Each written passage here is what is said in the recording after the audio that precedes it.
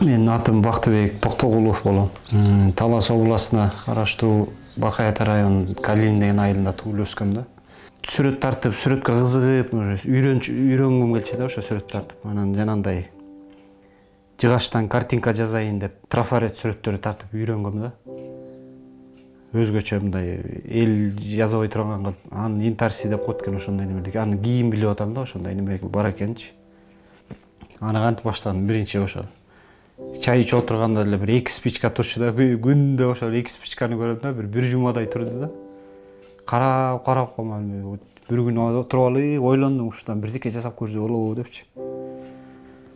Аны алып чачып туруп, эки коробкасын бирдигине жабыштырып, анан спичкаларды клей менен отургузуп чыкпадым, баарынан отургузуп неметсем. Уже тамга окшошуп келатат да, уже окшошкон сайын кызыга баштады да. Болот турбайбы, аны карасам чек-чейген бир тамды жасап койбодум өзүм эле. Көрүп таң калып өзүмдү карапчы. Просто оюма келди, ошо баштадым да, ошо менен кете берди өзүнөн өзү. Азыр инструментим деле жок мына. Бычак менен жазайм. Могулар да болду. Араны болсо монтип жазып алгам. Ана көбүнчө өгөлөмөй мында монтип өзүм неметип алгам. Ата инструмент керек, инструмент болуш керек деп жата берсең, буларды жаза алмаган эмесмин да. Саат жазайм, барганда мечиттерди жазайм, церковь жазып атам. Азыр ушу бир мечитти жасап көрүп атам, өзгөчө кылыпчы, деревянный мечит кылыпчы. Бул болсо чатыры. Буну азыр чаптай элекмин, өзүм оңой болсун деп атайын чаптай элекмин үстүнө. Мындай кылып кечтен бери ушуну жазадым мынтип. Жана мынтип кийгизип көрөм, мына болот экен, нормалдуу болот. Убакыт көп керек да бугачы, аябай майда жумуш. Бунун баарын жалаң ноо менен кезем. Бизер үчүн узун жыгачтарды, сыскычты коюп алып, сыскыч менен улам мынтип сыдырып берем да. Сыдырып туруп анан демет кезилет, кезилгенден кийин болду, анан могу наждачный өгө менен анан бүт, ар бирин бүт өгөлөп чыккан мунун баардыгы. Нооларын турбайбы жыгачтар. Баарын тоголоктоп туруп анан чаптап чыгасың бүттүгүн.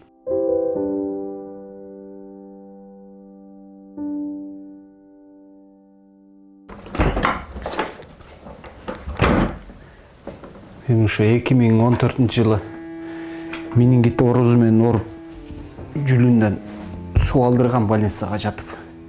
Ошодон 2 уттан ушинтип калбадымбы. Врачебный ашып калып калды да. Анан ошо 5 жылга жакындап калды ошо немет, ушинтип төшөктө жатканым. Жатып алып ушинтип эрмектеп неметем, кол өнөрчүлүк кылам. Аябай кыйналып жаттым, 6 ай постельный режимде жаттым. Үйгө келгенде да 2 жыл кыйналдым, аябай ичимен кыйналдым да, көп. Бутуман көп кыйналган жокмун, ичимен кыйналдым. Ичим ооруп туруп албады, бир секундда базылбайт ичимчи. Жаман бостогон күндөр болду го. Оордуманда мынтип даже тура албатчымын оордуманчы. Анан эч көз каранды болгум келбей атат. Бирөө улам мамашка жанында жатчу, тияка оодарат, бияка оодарат күндө. Анан туруп алып бир күн ойлондум да, жатып. Тренировка кылыш керек болду. Тренировка кылайын десең, кыла албайсың тренировканчы. Кантип кыласың? Колуңду араң көтөрүп, анан бир күн жатып алып. Ой келди, тердеш керек болду депчи.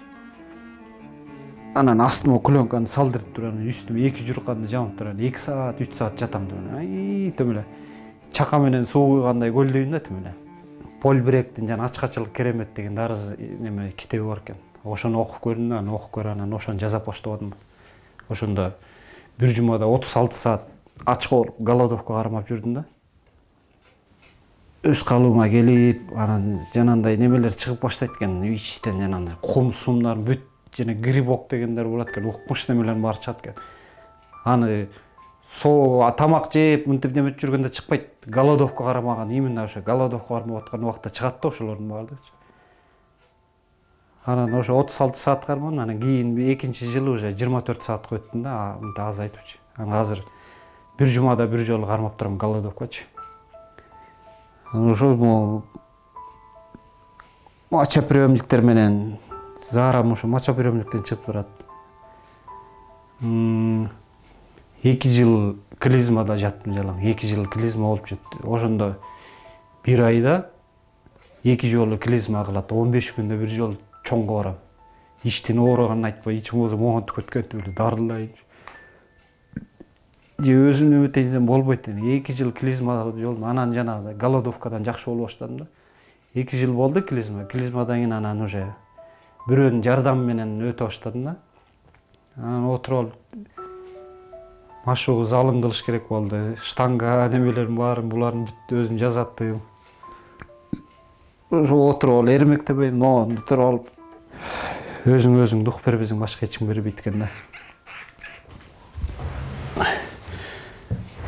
Эртең менен жеңил машыгуу баштайм. Эртең менен жеңил машыгуу жалаң күндө 2 сааттан. Кечкисин оор машыгуу. Штанга бирөөдөн тапкан, бирөөдөн иштеп, эми өзүң максат коюп, өзүң неметсең келе берет экен өзү элечи. Муну да бирөөдөн таап, эски жабышып да калыптыр. Аны алып келип үйгө 2 саат тазалап, анан жөн эле жерде турчу, үйдө көтөргөн кыйын болуп, анан монтоп стол жасатып алдым монтепчи. Буга жатам. Ондай кылып алып туруп. Жатып келип туруп анан стойкасы жок болчу, анан ойлоп бир күн отуруп алып ойлоп, муну да стойкасында жасаттым, ондай 2 болуп туруп. Өзүм оңой да. Будан 2,5 саат жасайм күнүндө. Ар кандай да, бирок упражнениялар.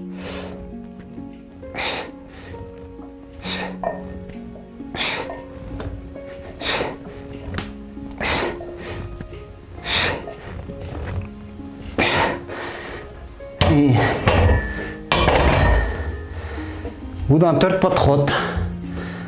Анан кийин кайра бунусун өтөм. Бунусунда трактордун немелери бар, цилиндр бүйдө коёбу, шестикраниктер. Бул уже экинчи неме, көнүгүү. Күндө жазамай ушулардын баарын. Ушуларды физзарядкадан адам аябай жакшы болот экен. Күндөн күнгө жакшы боло баштадым менчи. Мага кадимкидей билинип атат уже. Уже көзүмдө жетип калды да базарымачы. Эмеден көрөм, YouTube'дан көрөм да. Кандай көтөрүштү. Азыр баары жетиштүү болуп калды. Башкысы адамдын өзүнүн каалоосу да. Анан мен колуман келбейт, мен минте албайм, мага мындай нерсе керек деп ошону үмүт этип жата берсең болбойт экен. Айтып атпайм жана Алла Таалам акырындап өзүң деңгээлиңе жараша шифаны бере берет депчи. Болгон ошол шифаны кармап калганды үйрөнүш керек да. Мына уже бир жазаган 1,5 жылдай болду. 1 жылга чейин жакшы неметкен жок, мына уже жарым жылдан кийин уже эме сонун боло баштады уже. Эми адам мындай да мүзөлчүн. Бирдекени максат коюп жазады, ага жетти, уже жеткенден кийин уже башкача ой келе баштайт да агачы. Адамда мындай умтулсам деген ойлор келет да. Ошол мамет адам ошосун аткарып бериш керек адамдын өзүнөчү. Мүзөлчүн мага азыр мына көрдүңүз уже мына спокойно неметип калдым мына. 1,5 жылдын ичинде. Колумдун көп мындай күчү жардам деле жок да. Өзүмдүн бутум менен ходунок менен басып көрүш керек болуп атат. Мен жан дүйнөм ошону каалап атат да, уже ходунок өткүзгү келип атат да. Эми буйрса ошо менен бастырам буттумду. Анан ойлонуп отуруп, оны жазып алгам, мындай кылып туруп. Негизи адам баласы отурганга жаралган эмес да. Көп отуруп жүрсөң, мына ичтериңде спайк болуп, ушундай болуп баштайт экен, ичиң запор болуп. Анан монтип турсаң, ичегилерге, ички органдарга жакшы экен да. Жамбашка илип коём да, кетпейт жамбаш артка. Берге турам да анан форточканы ачып. Мен өзүм эшикке деле көп чыкпайм мен.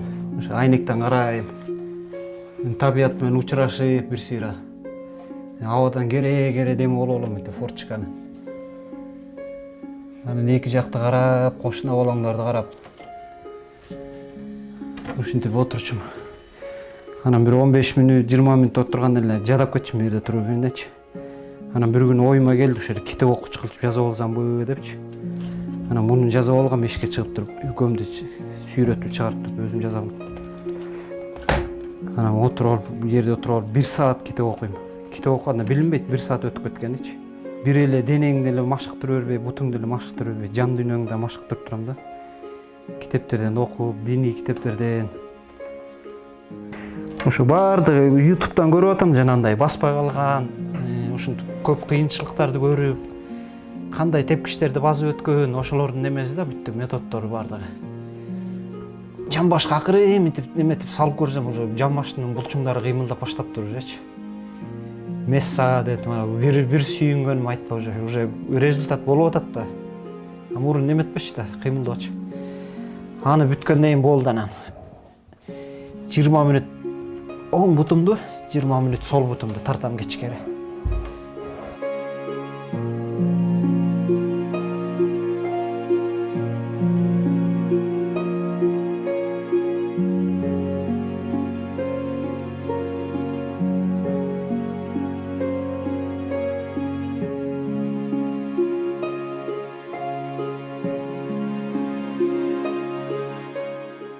Бутка нагрузка келтирем да аябайчы.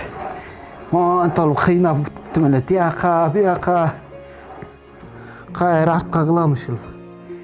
Тер чыгып кеткенче деп эле. Анан кайра туруп алып анан берки бутка алмаштырмай. Турник мында. Ар кандай тартынам. Көрүн башында алым жок болчу такыр. Мына спокойно эле тартынып.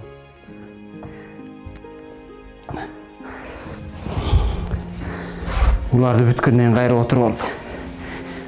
Анан да груша ургум келип жүрчү, груша урзамбы деп жүрүп анан. Ал кайтып грушаны каяка илем чоңойтуп. Анан муну көрүп алдым, бир күнү YouTube'дан көрүп анан ушуну жазып алдым.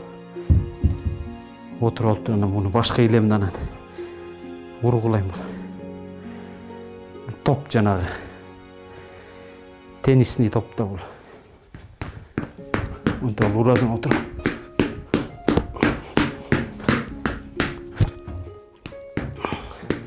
Муну уруп атканда чарчайсың деп эле. Деп эле чуркап келген кишидей болчу.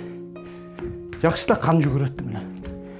Мындай уруп аткан мезгилде оюң баары бир жерге токтолот да, муну эле карай бересиң, башка эчтекен ойлобой каласың да.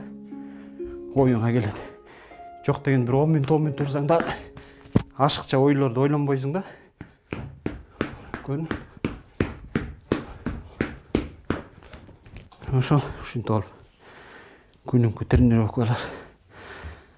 Анын үстүнө ооруган адамдан дагы уже адамдар качып баштайт экен, уже өзүң кызыктуу болуп бересиң, кыжалат болуп, уже сенен да адамдар качып баштаган уже билинет да кадимкидейчи. Азыр мындай результаттар жакшы болгондон кийин баягы качып саламга келбей калган уже досторум уже келе баштады, бардыгыча о кандай, тигиндей, мындай депчи.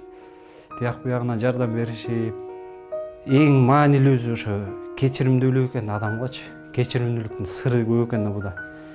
Анын үстүнө мен ошо ооруп жатканда, тренировканы баштап атканда да башкысын түшүнгөмдө ошо ичтеги жан дүйнөнү тазалаш керек болду да магачы.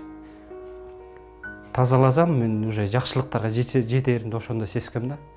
Анан эң башкысы ошо мен айтарым да, жанагынтип кыйналып жүргөндөргө, бирөөгө кек сактап жүргөндөргө кечиримдүүлүктө эң биринчи адамдын секрети кечиримдүүлүк. Элестетсең, сен бир да кишини жаман көрбөй каласың да. Жаман көрбөйсүң, бүт жакшы көрөсүң. Аураңда уже ичиң тазаланып калганды өзүңдө сезип каласың уже. Бир да кишини жаман көрбөйсүң. Бирөөнүн мисалы үчүн жамандыгы болуп неметип калса, анын жамандыгын четке кагып туруп жакшылыктарын истей баштайсың да өзүңчө казып. Анткени анын жамандыгы сага деле зыяны көп да. Ошон үчүн жолоктун бир да кишини жаман көрбөй калсаң, жазып атканда жөн эле жазай бербейм, алдыга максаттарды коюп, басканда ушундай тамдарды салам. Өзүмдүн колум менен, өзүмдүн бутум менен басып барып ушул тамдарды салам деп туруп ошол тамды баштап салгам, чий менен жасагам да. Кудай тааламга жалынып, мени мечитке өзүмдүн бутум менен басып барып ошо жааматыма кош кайра мени деп туруп анан бир мечит жасагам. Бир эле кыргыздардын, мусулмандардын немесин жасап эле, орустарды таарынтпайынчы деп анан орустардын мечитин жасап, немесин, чиркөөсүн жасадым отур. Анан бир цех ачып, ишкана ачып алсам деген эмелер бар. Буюрса басайын, анан баскандан анан башкысы коркпош керек да, адам коркпой эле баштай бериш керек бүттүгүн. Анан bunum jok, anан тигиним жок деп отуруп жүргөн ал адамдын эң жаман куралы да, артка тарта турган. А мен деле мисалы үчүн буну станоксуз жаза албайсың булардын баардыгынчы. Станогум керек, мындай керек деп жата бергенде бул жаза албайт болчумун менчи. Станогу жок эле жасап койбодум карабайт. А бул жыгачтарды жана жолдош балдарым алып келип турат. Старый талчоктон, цехтен арткан отход жыгачтар. Ошолордон өзүм тандап алам. Ушулар жасайм. Ошол максат.